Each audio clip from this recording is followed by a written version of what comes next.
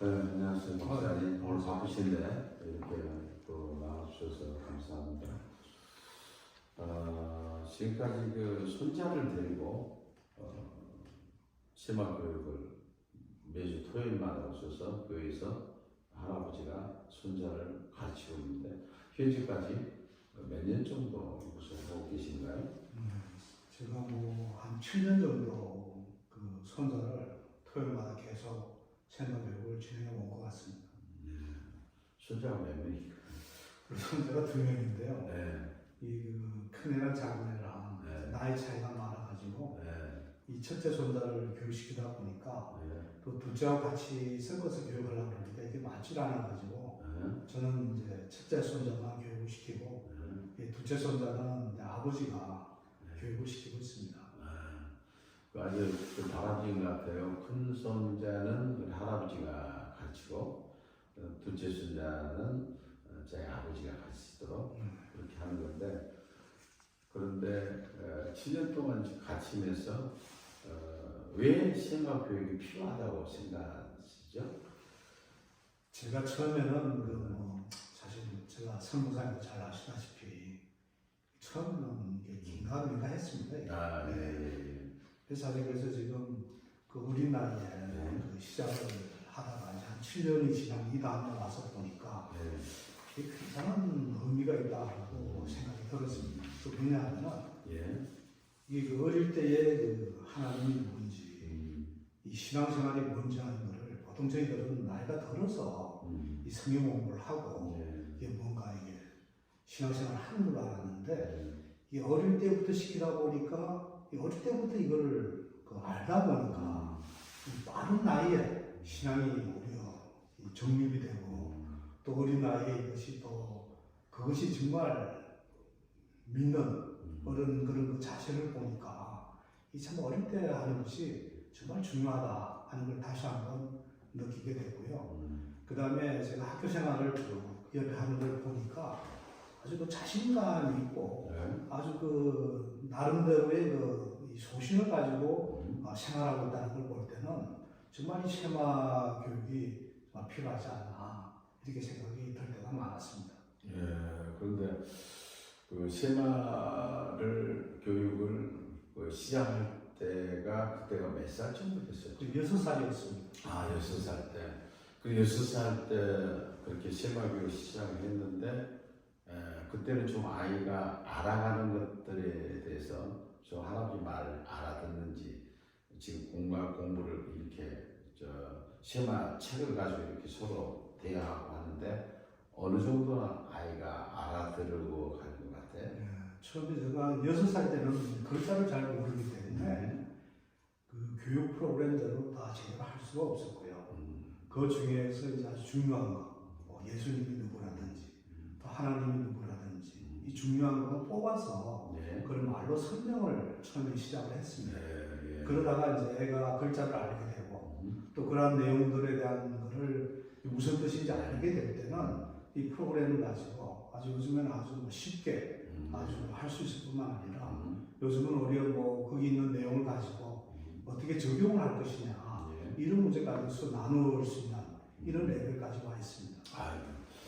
그러면 이제 박사님이 지금 아이를 세마 교육을 손자를 가르치면서 만약에 박사님이 본인이 어렸을 때 한 7년 정도를 내가 세마 교육을 받았다고 하면 박사님은 지금 어떤 모습이 있을 것 같나요? 제가 가끔 선자에게도 그런 얘기를 합니다만 왜 할아버지는 어릴 때 너 모양으로 가르쳐주는 할아버지가 없었고 너는 왜 이렇게 가르쳐주는 할아버지가 있느냐, 참 어떻게 보면 나는 네가 부럽다 이런 말을 직접 제가 손자한테 한 적도 있습니다. 만약에 제가 이 손자같이 제 할아버지가 나한테 이렇게 성경 공부를 시켜줬더라면 제 인생에서 한 30% 정도는 이 뭐라고 할까, 이게 좀 방황하지 않고 올바른 길로 갈 수 있었을 텐데 그러한 길을 모르고 그 한 30년 이상을 어떻게 보면 좀 로스가 많이 나지 않나 그런 생각을 해보면 제가 지금 뭐 살아가고 있는 것이 뭐 제 인생에서 그렇게 아주 나쁜 결과를 초래했다라고 저 자신은 생각하지 않고 있습니다만 만약에 세마 교육을 어릴 때 받았더라면 지금보다는 훨씬 더 몇 배로 더 좀 더 파워풀한 이런 인생을 살 수 있지 않았을까 이렇게 생각이 듭니다. 예, 그래요. 근데 지금 세마 이 교육은 하버타 디베이트 질문과 토론으로 이어지는데 이 하버타 디베이트가 주는 유익이 뭐라고 생각하십니까? 일단은 뭐 발표력이 넓고요. 그 다음에는 뭐냐면 사고방식의 의사결정을 할 때 자기 나름대로의 의사결정을 할 수 있는 그것이 굉장히 빨라지는 것 같아요. 그리고 또 한 가지 이렇게 그 대화를 나누다 보면은 그 상대방의 어떤 그 뭐라고 눈에 보이지 않는 이런 어떻게 뭐 영성이나 이런 것들에 대해서도 자기 나름대로 서로 느낄 수 있는 그런 걸 가져가기 때문에 이렇게 그 영성이 있는 사람과 약한 사람이 대화를 나눈다는 것은 꼭 말로 해서 대화를 나누는 것도 중요한 거지만 그런 영적인 면에서도 교류가 일어나는 걸로 볼 때는 제가 만약 손자 입장에서 본다면 손자는 정말 행복한 그런 그 시간이 되지 않나 이렇게 생각이 됩니다. 예. 그런데 지금 할아버지가 손자한테 가르치고 있는데 하나님께서는 부모가 자녀를 이렇게 가르치라 하는 게 우리가 세마 신명기 6장 4절 9절의 말씀인데 왜 하나님께서 부모에게 아니면 할아버지에게 이것을 가르치라고 했다고 생각합니까? 제가 이제 한 7년 정도 이렇게 이제 손자를 교육을 하다 보니까 제가 만약에 제 친손자가 아니고 남의 애라면 이렇게 정말 열심히 가르치겠느냐 이런 생각을 제가 해본다면 저는 그러지 못할 것 같아요. 그래서 결국은 뭐냐면 친손자라든가 자기 아들일 때는 그만큼 그 애정이 있고 사랑이 있기 때문에 이러한 것이 굉장히 중요하지 않나. 그럼 또 한 가지 왜 그러면 또 할아버지와 부모와의 중에서 장단점을 비교해 본다면 부모는 할아버지보다도 어떻게 보면 영성으로 보면 좀 떨어져 있다는 거죠. 할아버지 입장에서 보면 영성은 굉장히 강해져 있는 상태인데 어떻게 보면은 할아버지의 그런 영성이 우리가 물려줄 수 있는 그런 게 된다면 어떻게 영적으로 보면 더 파워풀한 그런 길이 될 수도 있다고 생각이 됩니다. 따라서 이 자기 친손자나 친아들이나 또는 친딸을 이렇게 가르친다는 것은 그 사랑이 있기 때문에 거기에서 바로 큰 효과가 있지 않았나. 그래서 하나님도 부모가 자녀를 가르치라 이렇게 하지 않았나 생각이 됩니다.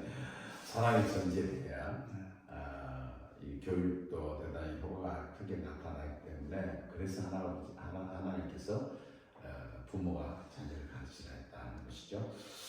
자, 그런데 이제 마지막으로 제가 질문을 하나 드릴 것은 세마 교육을 하면은 어떤 효과가 있을 거라고 생각합니까? 일단 세마 교육을 가능하는 것은 어떻게 보면 말씀에 대한 어떤 그 내용을 깨우칠 수 있는 그런 계기를 만드는 거거든요.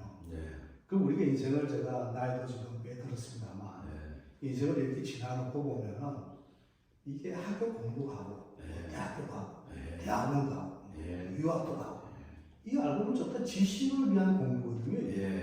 근데 그럼 지혜라는 것이 없이 지식만 가지고 이 세상을 살 수가 없는데 그럼 지혜를 어디서 얻어야 되느냐?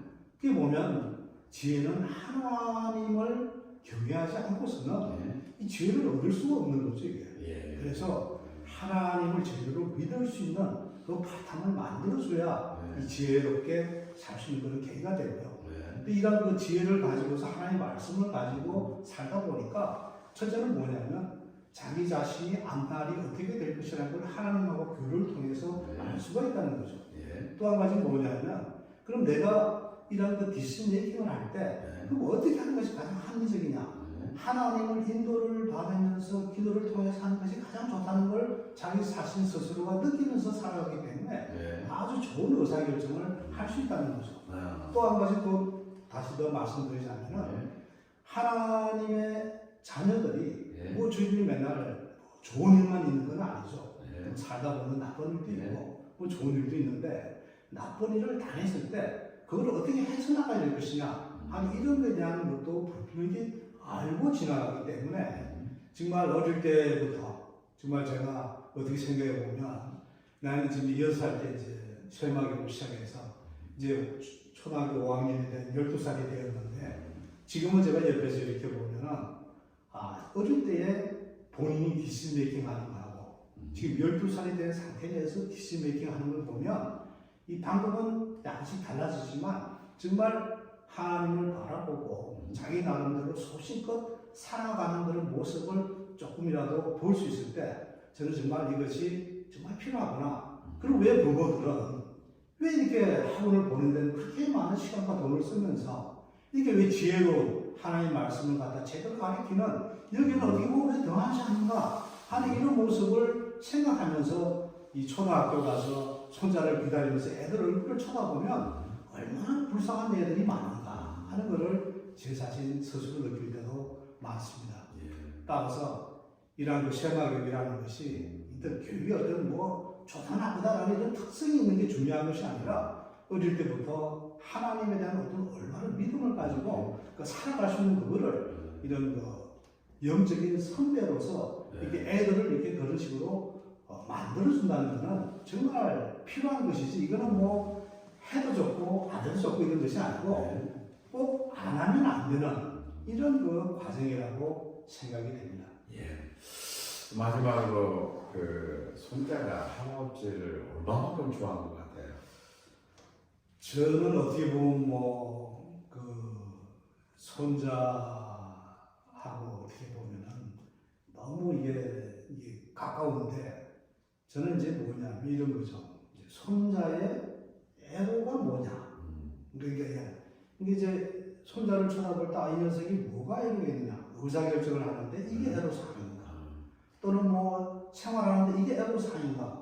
그 애로사항을 보면서 그걸 어떻게 헤쳐나가고 또 그거를 어떤 식으로 이걸 내가 도와줄 수 있는가를 뭐 아주 조그마한 분야까지도 이렇게 신경을 쓰다 보니까 애 입장에서 본다면 할아버지는 정말 어떻게 보면 없어서는 안 될 자기 나름의 주변 인물 중에 하나가 아니겠느냐 이렇게 생각이 됩니다.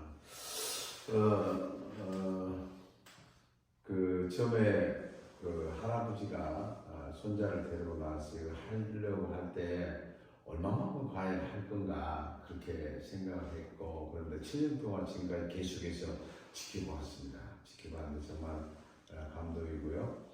앞으로는 얼마 정도 더 손자하고 같이 공부를 하고 싶나요? 글쎄 제가 이제 얼마나 앞으로 살지는 모르겠습니다.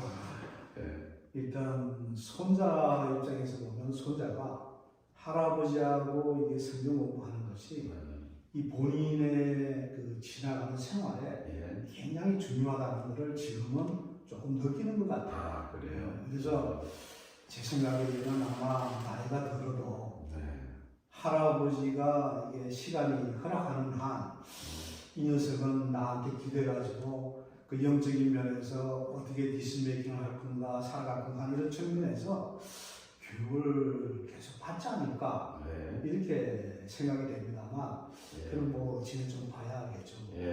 그래서 이렇게 건강이 허락되고 한다면 앞으로도 이 손자가 12살이라고 그러는데 앞으로 몇 년 정도까지 할아버지가 이 공부를 계속 좀 하고 싶나요?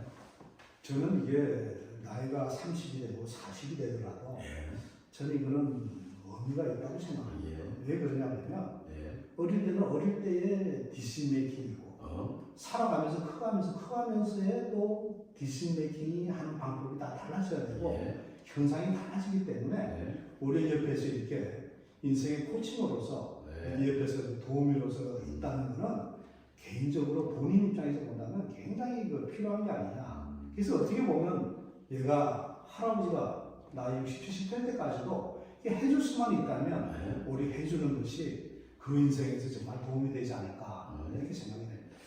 하여튼 뭐 정말 감사합니다. 이렇게 바쁜 시간인데 지금까지 손자를 위해서 많은 노력을 해주셨고 또 옆에서 계속해서 같은 교회에서 보고 있지만 얼마나 그 손자가 성숙되어 가는가 하는 것을 제가 계속 눈으로 보고 있고 그 모든 것이 개인에 대한 그 노력이 있지만 할아버지의 영향이 얼마나 컸는가. 매주마다 거의 빠지지 않고 7년 동안에 다림을 보면서 목사로서 저 개인적으로 굉장히 감동을 받고 그렇게 했습니다. 하여튼 뭐 박사님 오늘 시간이 좀 바쁘시던데 이렇게 나와주셔서 정말 감사합니다. 고맙습니다.